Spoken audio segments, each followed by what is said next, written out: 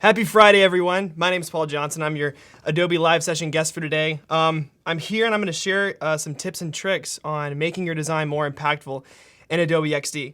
I guess we can move over to my screen. I'm going to show you guys a few things before we get into building some stuff here.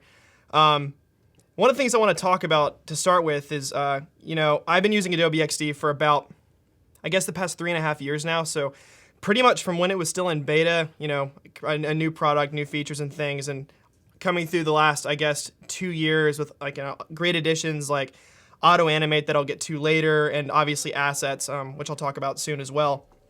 But obviously, Adobe XD, as the name implies, is an experience design program meant to, for prototyping UX.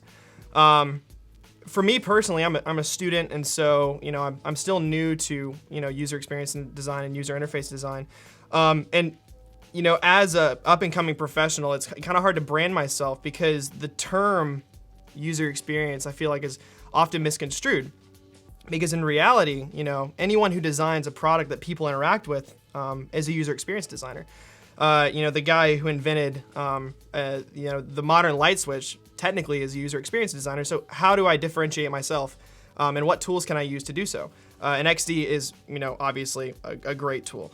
And so as an interface designer, I do use it a lot, but I find myself using it for other aspects as well, which is one of the things I want to get into today. This idea of impactful design. How can I translate an idea, from my own self, my brain, into to someone else? How do I do that, efficiently and effectively? And so right here, this presentation that I've made is all in Adobe XD. If I hop back out here, you guys can see like my artboards. I've got a lot of stuff going on. This is a presentation that I made for some students of mine last semester. It was a presentation I did about what is user experience design. And there's a lot of stuff that's going on in here that I want to touch on. So the first thing obviously I want to cover is the tools involved with building out a presentation. And so what I'm going to do is I'm going to hop over to a new project that I've made where I want to build out a presentation about an Adobe airline that I put the logo together on a flight back from Denver about a week ago, which I've been kind of obsessed with. It's kind of neat. But this will hopefully, for those of you that are new to this software, obviously welcome to the chat. It's nice to see you guys chatting, and I'll ask you guys a few questions here in a little bit. But I want to talk about kind of some of the tools that I use on a daily basis in Adobe XD, and kind of base it on this project that I'm about to show you guys. So first off, obviously here I have some assets to the right. I've got my kind of my icon, some text here, and then a mock-up that I made. And the cool thing about the Adobe Creative Cloud in general is how well these pieces of software play into each other. When I came into Adobe XD for the first time, I'd been working pretty much exclusively, as far as my prototyping goes, in Adobe Illustrator. And the good part is that any kind of graphics that I make in Illustrator, like I did with this logo, I can just copy and paste them onto my pasteboard or my artboard in XD, and all the the vector styling is intact, and so I can go in here and select each individual item, change the fill color or whatever I want to do, which is super convenient. But to stay in XD, so I don't get off on a tangent here, I'm going to build out kind of a presentation.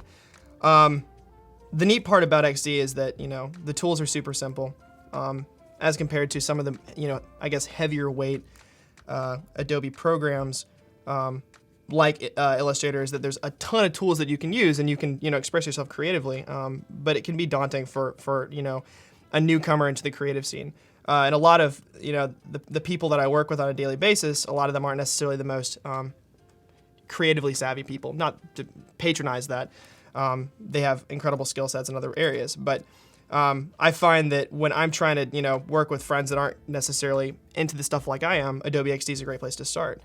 And so what I'm going to start by doing is I'm going to basically do a background fill on this on my first slide. And the cool part about it is if I draw a rectangle that fills the entire space of my artboard, it's still there, it's just white, obviously. I've got some images here that I'm going to pull from. As long as I just drag and drop from my Finder here and plop it in, it'll automatically basically set it to cover, which is great. But the neat part is if I double click it, I can then alter it in that space. But it's effectively created a clipping mask, which again I'll get to a little more later when I show you guys some more animation tricks. But I can resize this in this space, and no matter what, it's never going to overlap, outside of my artboard, which is super convenient. And so let's say if that's like the slide that I want, or like the styling that I want for all my slides, I can easily just duplicate these, either by like just copying the artboard, hitting Command C, and then Command Ving it somewhere else on my pasteboard, or by selecting the artboard, holding Option, dragging down. For those of you who are into hotkeys, which I am. So I guess I want to use this as a title slide. And so I guess here's what we'll do. We can use a little icon here. And already that's looking, pretty professional. I don't like how it's touching the tip of the airplane. So what I'm going to do is I'm actually going to kind of alter this a little bit. I'm going to change the size of our back here. I'm not sure this is going to work, but we can try it. I'm going to build a flood here. I'm going to drop this rectangle all the way to the back. I'm going to fill it. Oh, yeah, just like I expected, there's a little bit of darker area here, so that's not going to work. No matter, we'll make it work. I'm going to do it by sizing up my image and then dragging it to another area. Let's see how this looks. Yeah, I'm already liking that a little better. So already we're starting to be able to build out some nice little slide backgrounds that are like pretty cool. But I'm not going to stay here for too long because there's things that are more important that we can be doing. The first thing is moving forward to other slides, how to connect these things, and so forth. So I'm going to make a second slide here, and I'm going to move this badge up to the top corner, make it a little more official. Oh. Nope, come on.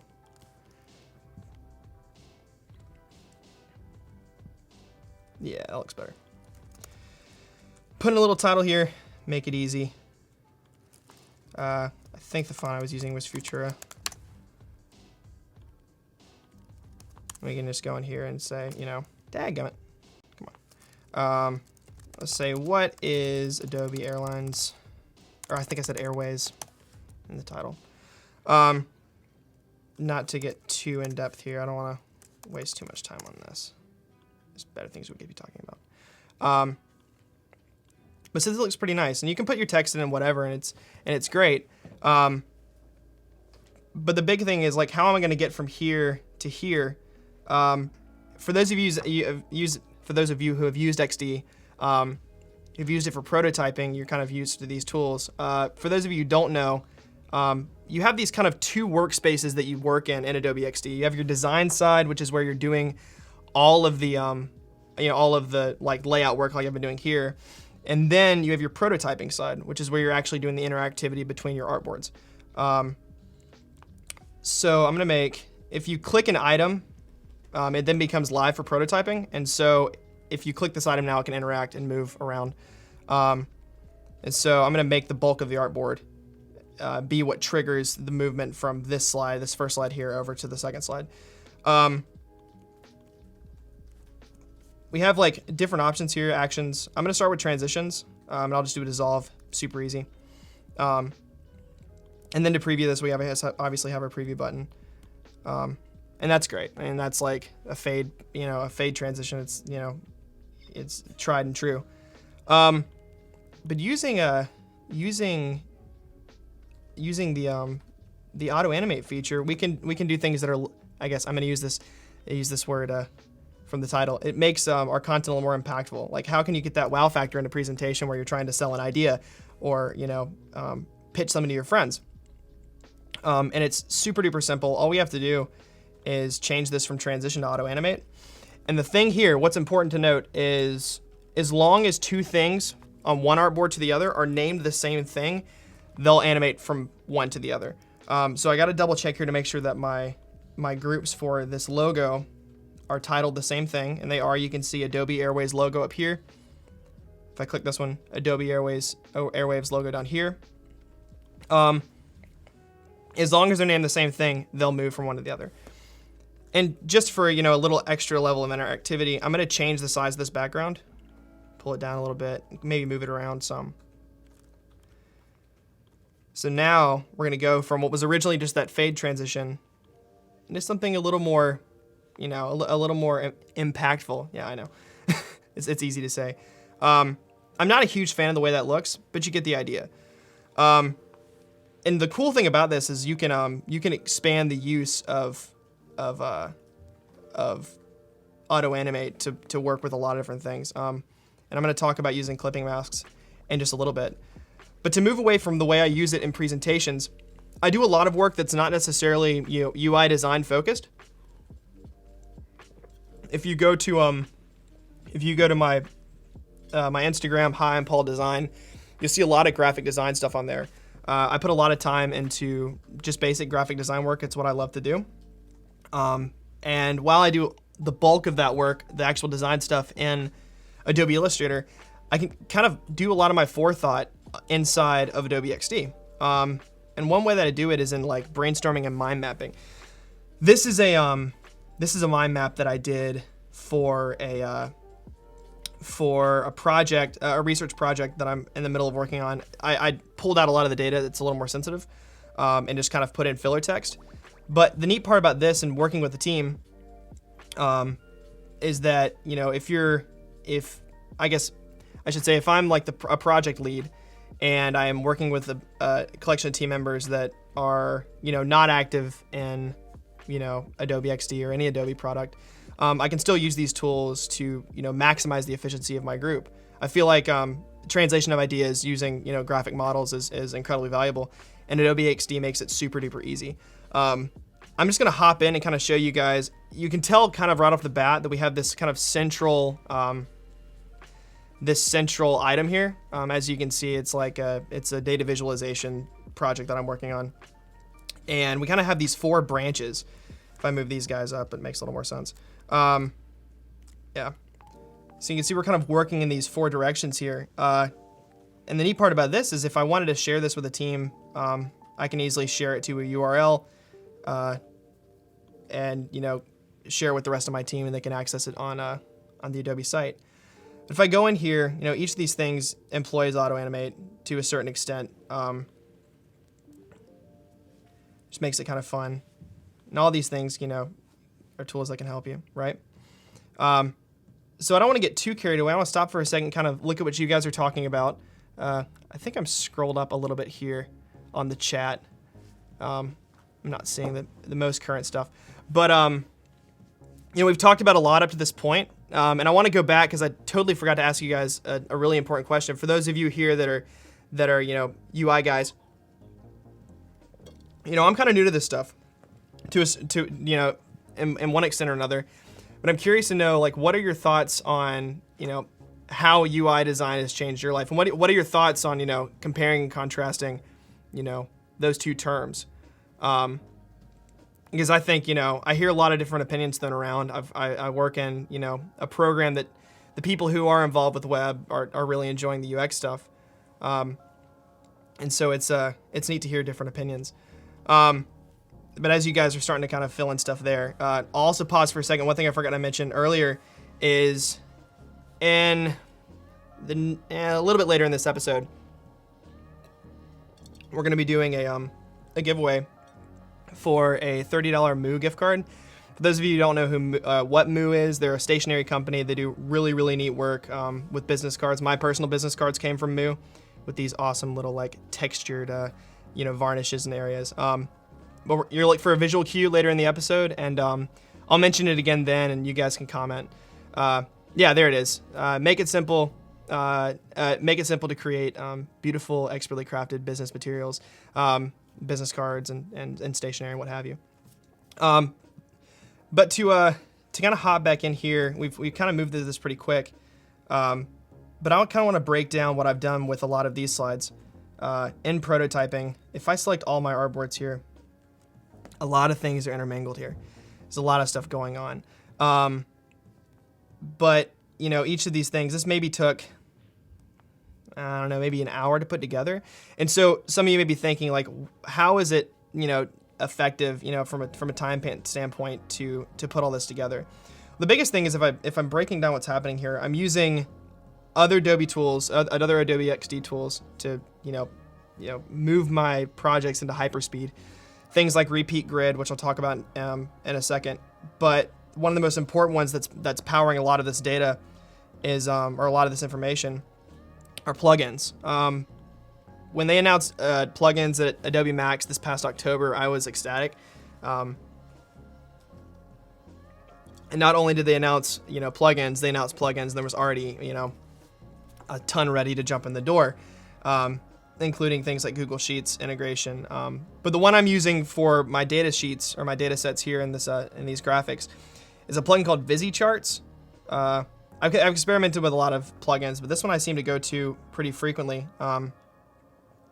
Basically, it's a chart plugin that allows you to input, you know, comma separated values and generate, you know, content that looks like this.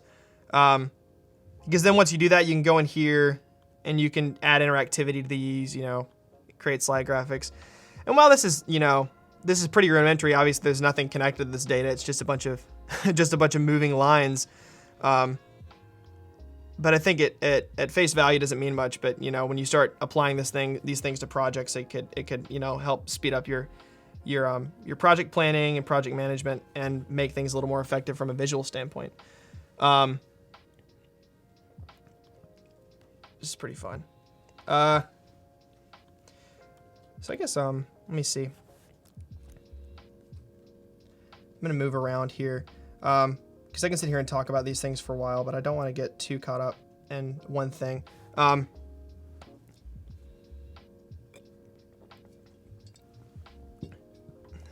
gonna move back over to my to this project I was working on over here, this slideshow, and show you guys a couple extra tools that I use to kind of, you know, boost the value of this content. I just noticed something. This is way too big. There we go. Actually, no, hold on. I'm actually not going to do this yet. There's one thing specifically I want to show you guys. If we move back over to this guy. When I built this slideshow originally, I actually, I'm going to go back to this first slide and show you guys this. Watch this transition. Because this is using a simple transition. It uses the push up transition. So the next slide is, you know, if you're picturing what's going on, it's like positioned below it, and it's gonna push this slide up, you know, out of the top of the screen, like that, right? Simple. It looks nice. But I'm gonna show you guys a way to, you know, boost the face value of this and make it a little more extreme, I guess, to a certain extent.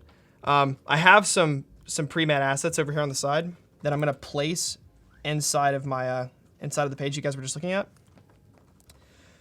I'm gonna move it back. Let me see, behind our text so that we can actually see what's going on here, right? So there's already a little more going on. But what I'm gonna use this, or what I'm gonna do with this is, if you see on the side panel here in our layers, these are masked groups. So in a similar fashion to the way like our background was working over here, remember how I placed this image in this rectangle? It's calling it just a rectangle or an image here, but the way that's working as a clipping mask, this is too. I just built it manually. I placed my image in, drew a rectangle, and then went to Object, Mask with Shape, which is grayed out here, obviously. But what this allows me to do is, if I open it up, oh well, actually, hold on. Oh no, I got ahead of myself. Never mind. No. No, I just drew rectangles for these. Ignore that. Everything I just said, let's nullify it. Sorry, that was a joke from earlier. I'm going to show you guys how we're going to take these and build a really neat transition using these two rectangles here. So I'm going to copy these same ones that I have into my second slide. And the cool thing about it is if I copy one thing And if I copy one thing from one page and then select the next artboard and paste it, it'll paste it in the exact same place as it was in the previous slide, which is super convenient, like insanely convenient. And what I'm going to do over here is I'm going to move these guys to the bottom and top of my screen and then make them like infinitesimally flat. Like we're going to go to, 0 pixels. And any of you who have used Auto Animate before, you may already know where I'm going. But I think this is going to be pretty neat. So they've basically vanished from this slide. But now if we switch this in prototyping from a push-up transition into an auto animate transition, now it can go from, and I really hope this works right off the bat. I built it out like this before, but I've changed some things. Our transition went from it being pushing up to just doing the slide thing to this. Oh, it didn't work. And there's one thing, anybody who's done this before already knows what I did. These are probably named different things in each slide. Let me see. Oh, it's because we have 2 of them. Yeah, these were called layer up and down. And on the other side, there were multiple. And so it didn't know which one to animate from. So now let's see if this works. There it is. You guys see that? So let me give it one more time so you guys can watch it. So you see this one in the back moves up to the top. The one in the front moves to the bottom. And it... So that's pretty neat. I think it's kind of cool. And that's just simply, changing the state of one item and moving it back and forth and auto animate. I'm going to go back again and redo that animation. And I want to show you guys another trick that I actually learned at Adobe Max in October. Watch these number cards on the side. See how there's like a time ticker. This is again using our mask groups. What I've done is if I actually select one of these groups, this is the first one here, and I open it up by clicking the icon, I can see what's being masked. There's the rectangle there. That's what's, creating the clipping mask. And then we have a collection. We have like pieces of text. And here we have, it's rotated, and we have basically a stream of, 20 numbers, 1 through 10, and then 1 through, 10 again.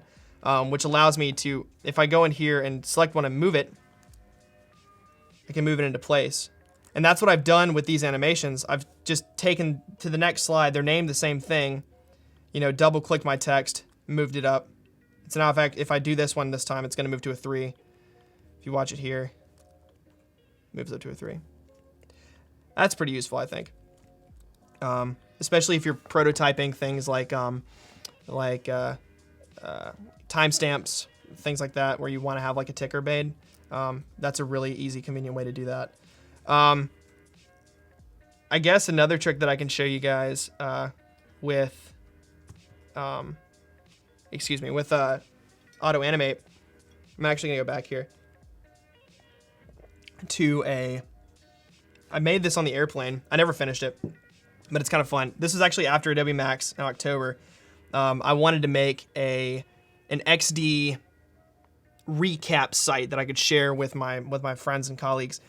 And I mean, at the time, I was absolutely obsessed with all the new features. They added a drag transition, which I have animated here, and I can show you how I set that up. And then auto animate, obviously. And I mentioned earlier, for those of you who are just hopping in, I mentioned that you can auto animate as long as 2 things are named the same thing, regardless of their content. And so if you have an SVG that's entirely different from another SVG, as long as they're named the same thing, they can translate between each other. This is fun. I've never used it, in any kind of major project, but in here we have a vector graphic. And as I drag this down, it's going to switch from what it is currently into the Adobe logo, or the Adobe Max logo. As you can see, it kind of like somewhere in the middle here, it starts to break, but it's always fun to show your friends and family, the capabilities of this. And so pulling this into a presentation as a transition, if you do it quick enough, obviously in here I'm able to move and get right in between here with drag. But if you use that as a quick transition with the right graphics, you can make some really cool stuff. I'm then able to, scroll down here and look at other things that I made. But I guess while I'm here, I can show you the drag transition here. This is grouped. I have this kind of slide bar here, like a scroll bar, and I have these two pieces of content grouped. There's a text here, and then just a little rounded edge rectangle that I'm using to build out my scroll bar. And then in the prototype section, obviously this is moving from this artboard to the next, but if I look at what's actually happening here, if I select this, you can see my trigger set to drag. And so if I move in, if I select this and move into my thing, then I can drag it down and it'll do that transition. Doing this for things like, I guess another example is in here. Actually, I don't think I built one out of this, but I can. Yeah, I did. This was a UI prototype I built for a really, really in-depth project earlier this year. And I've built like more of a traditional scroll bar here that's serving as a maps range selector. Anybody who's used like Facebook Marketplace, you've seen these before.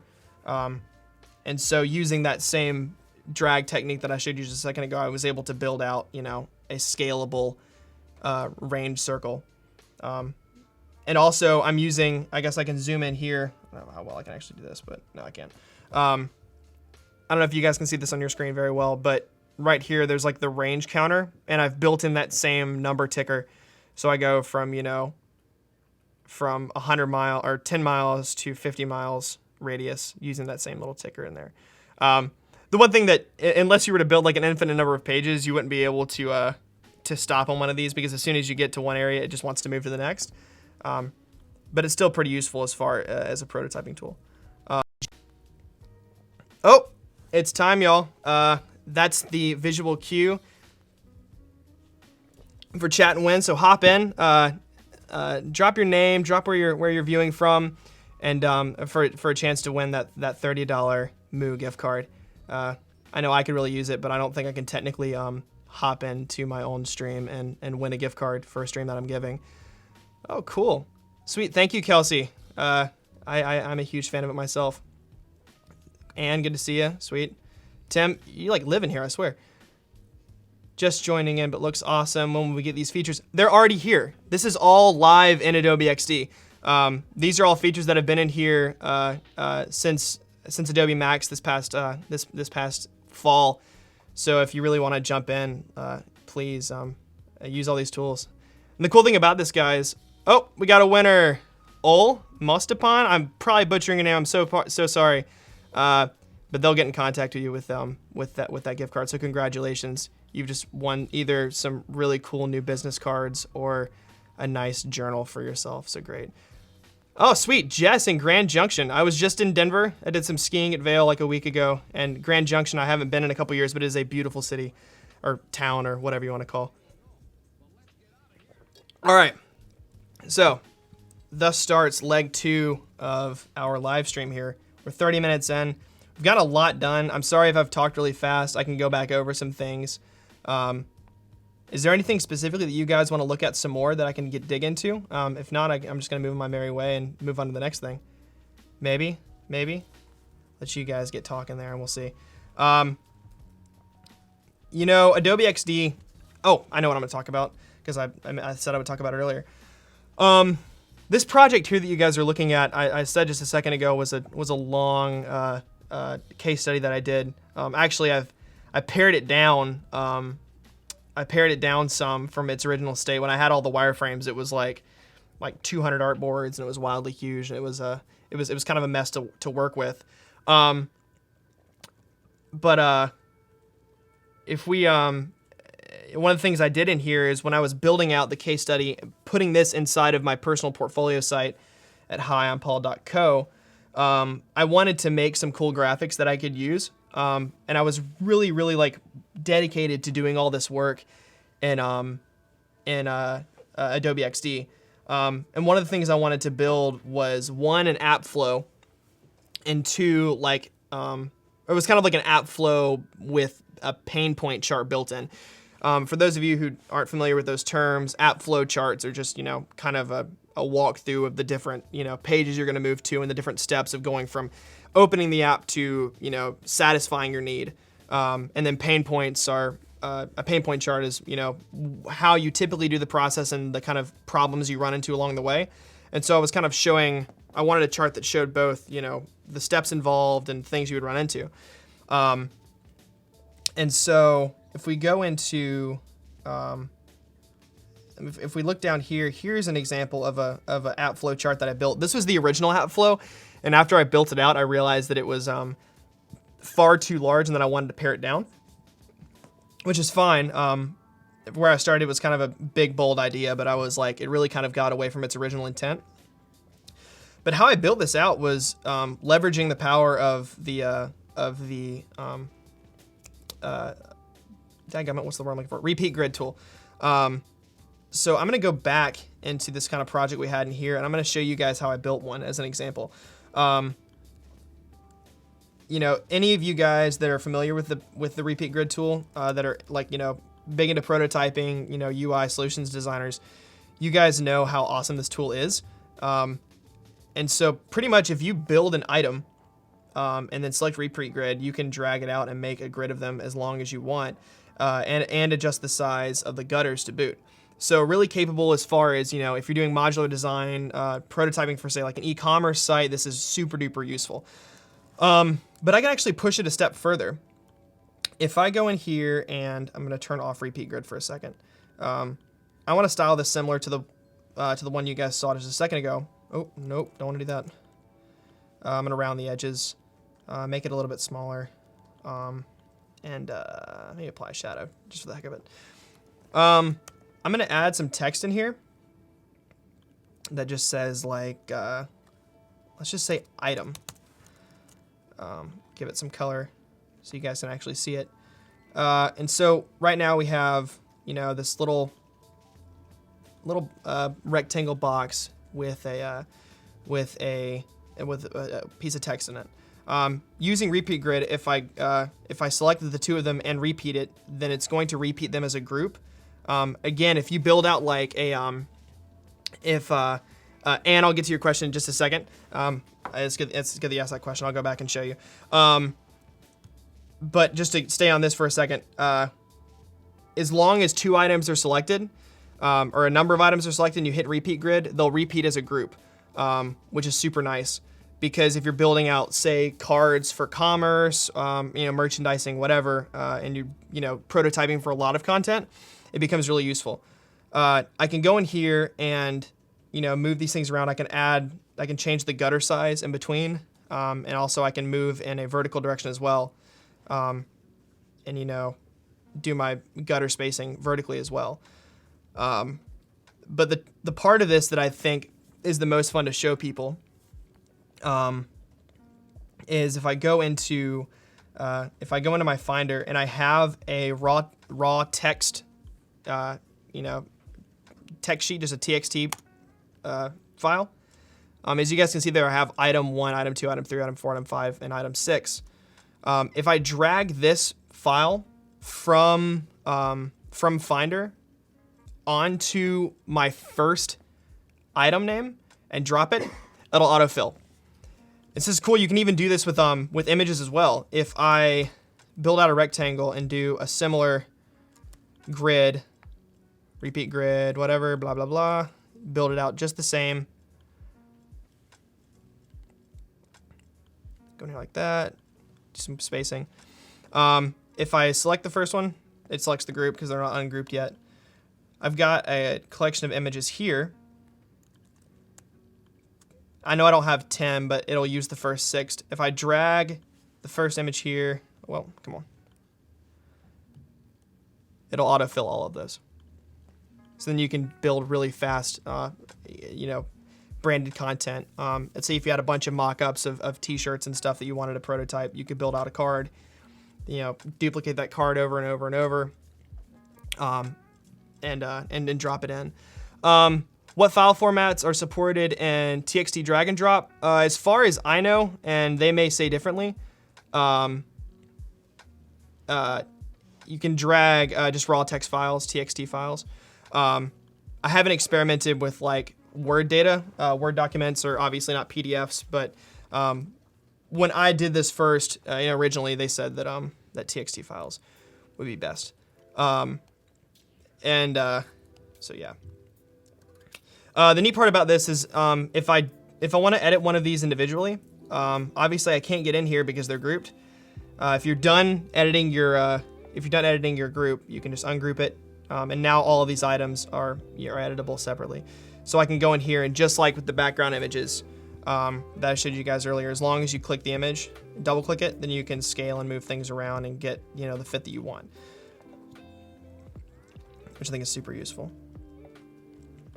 So yeah, that's one really fast way. And I got off on a tangent a little bit, but the way that I built out this app flow here was using the repeat grid, because what I did was I had all my text data that I wanted. Now let's say for a cluster like this guy right here, you see that's like it's an even number, it's 8 of them, but you have 5 and 3. So what I did was I built out the first one and just put item like in the example that I built, dragged it out 5 times, drag it down 1 time, so there was 10 originally.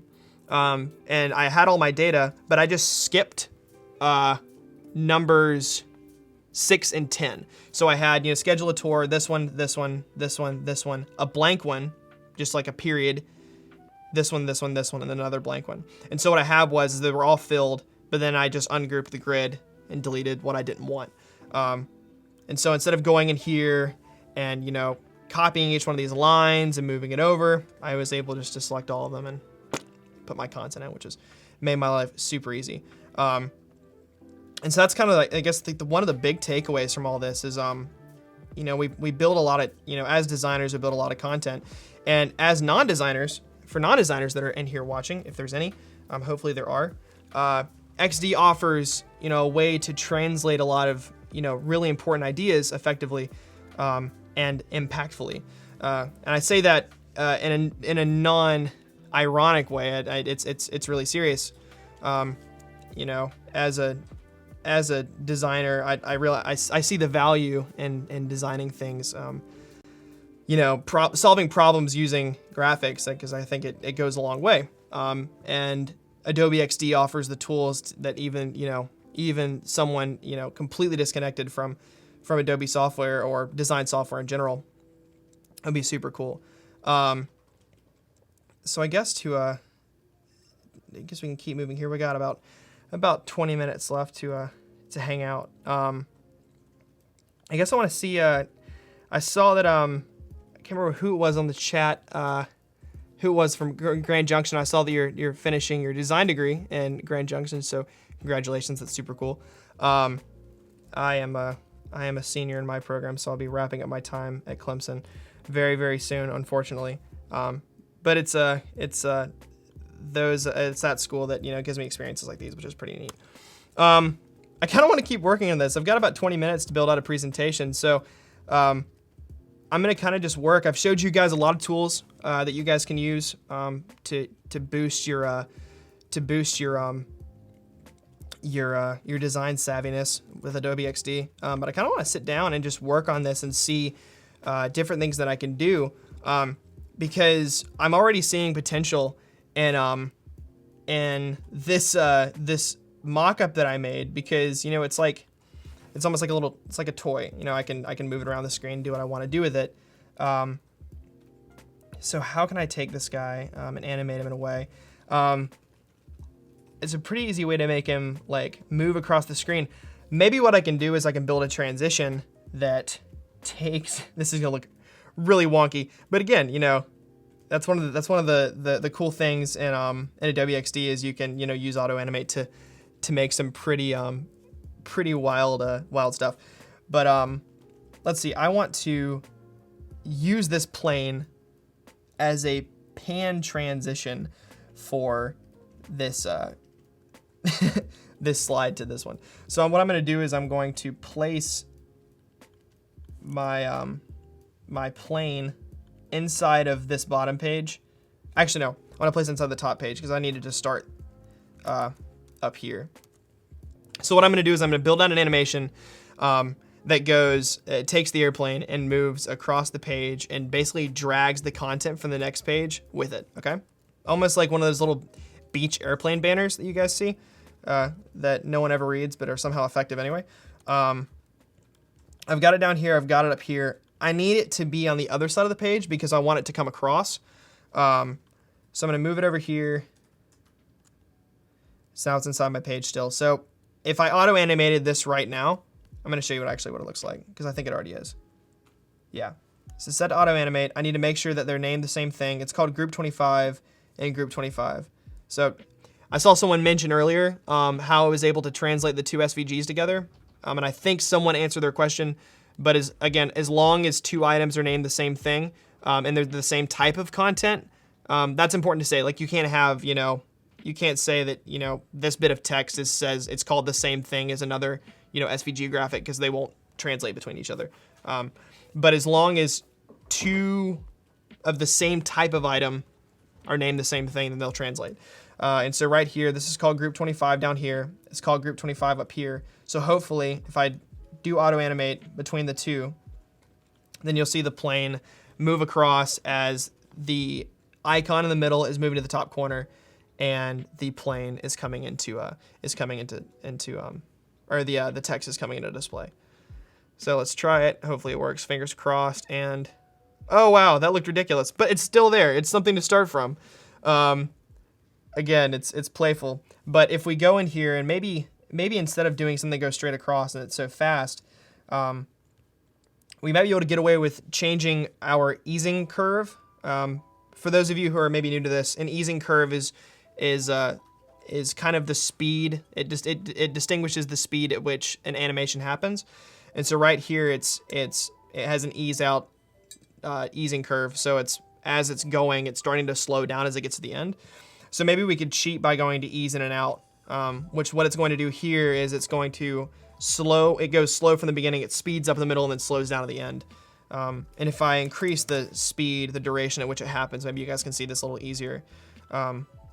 Yeah, so that looks a little more natural, I think. Not much more natural, but it's something.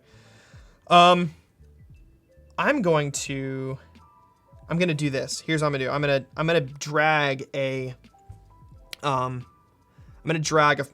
new background into display, because honestly, if we're talking Adobe Airways, nothing says Adobe more than Adobe Red.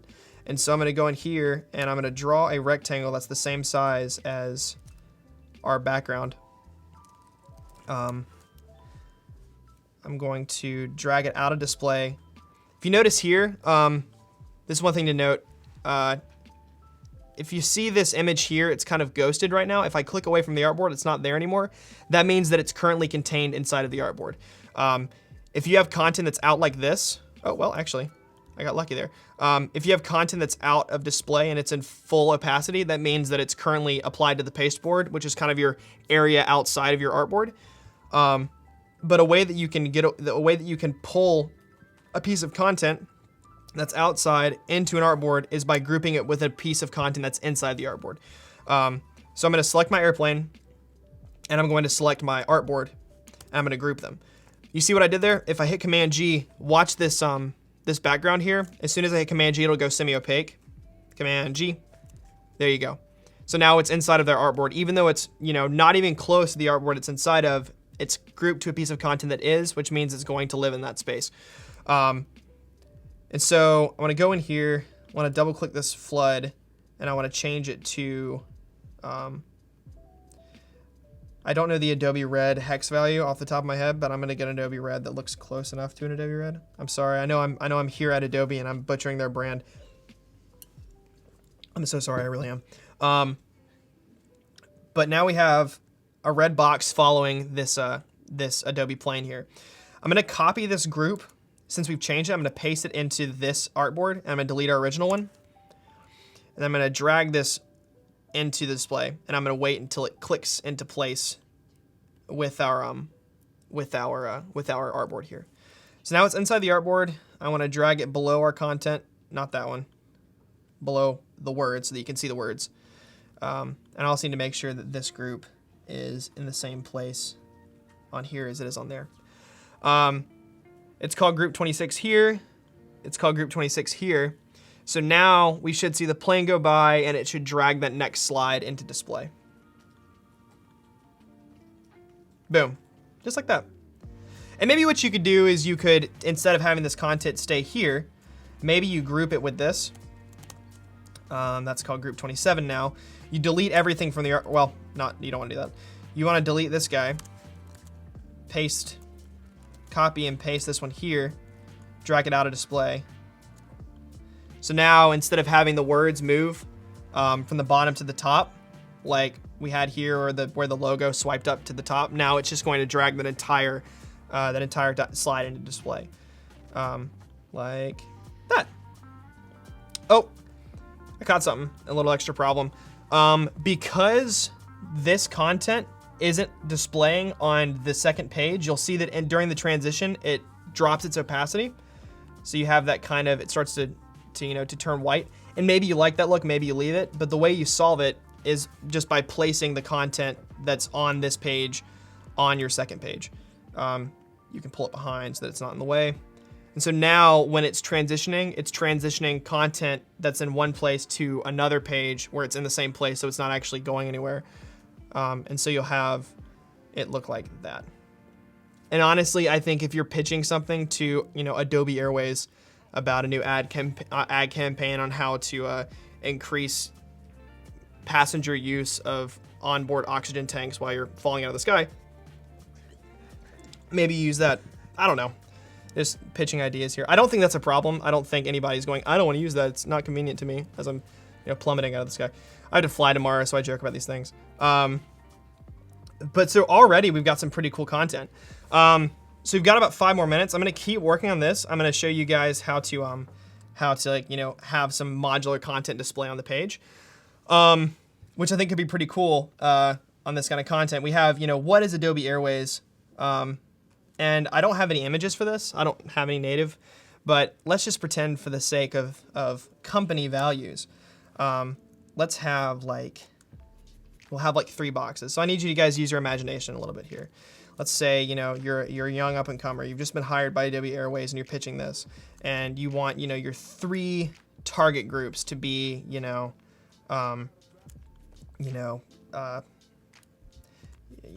male bachelors, age 32, 4-year-olds, and I don't know, dogs. So those are your 3 content groups. So you need to picture there's 3 images here, and I want to have those things display on the page as a transition that I don't have to click for. So that's the key here. You're giving your presentation, you click to the next slide, you want to keep moving with your talk without having to manually push the slide and move on to the next thing. So what I'm going to do here is I have my content here, and I'm going to move it to this page as well. But what I'm going to do with it here is I'm going to make it, lock my values, make it 0 pixels, actually 0.5. It can't go all the way down to 0, but we can go down to 0.5. Let me see, where did that rectangle go? It's at the top corner there. I don't really like where it is, so I'm actually going to make it a little bit taller, like 20 pixels, so I can actually drag it into place. Because I want these to kind of explode out, come outward like bloom. So I'm going to go 0.5 on that one. I'm going to go 0.5 on this one as well. I'm going to go 0.5 on this one as well. So now when we watch a transition, which I'll set up in a second, we should have these 3 kind of squares pop out of the page, which I think could look really neat. So let's take a look. I'm going to set that up by, again, I'm going to go back to my example. Let's pretend that we go to our second slide. We want to continue with our talk without having to manually switch to the next slide. So what I'm going to do is I'm going to select the entire artboard. And one thing that you unlock by selecting the artboard is the ability to set a time transition rather than having to click through things. So you see here, if I drag to the next page, under trigger, we now have tap, or time. You can set a delay on this. So let's say 2 seconds. And we're going to auto animate. We're not going to change, actually we are going to change our easing function. We're going to use one of the fun ones like bounce. This one can be really entertaining. So now if we go through our presentation, we're feeling good. Hey guys, we're talking about oxygen tanks again. We click to our next slide, it slides in, we continue talking, there's a 2-second delay, and boom, we got our 3 images. They snap into place, they bounce, they look cool, people are, enthralled, and you get the sale. And this obviously took, I've been doing this for, I guess an hour now, working on this presentation for, 15 minutes, and I've already managed to put together a pretty cool slide. Another thing we can add to our transition here is if we take these images. I know these aren't images of airplanes, but we can still use them. We've got 3 images here. Boom, boom, boom. If we take these guys, we're gonna have to delete the ones that we have on this page because they won't work anymore because their name's something different. But if we copy these guys, I can give you an example of how they look. Go all the way down to 0.5 pixels. So they're virtually non-detectable by the human eye, at least not on a poor souls like me's laptop. But now you can pretend that we have 3 little cool images here that we can dig through. Transition, talking, and boom, we have images. But they're upside down. Oh, that's because I drug them down manually, so I actually drugged them too far beyond the threshold and it reverted them. And so if I went in there and fixed them, they would flip upright. But you get the idea.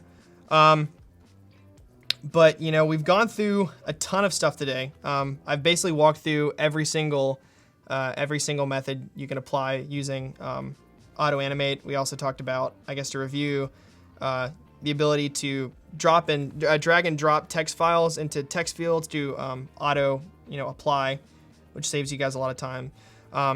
But you guys can see how I'm able to not only apply this stuff for user interface design like I did here, these larger projects, but also in things like presentations and mind mapping.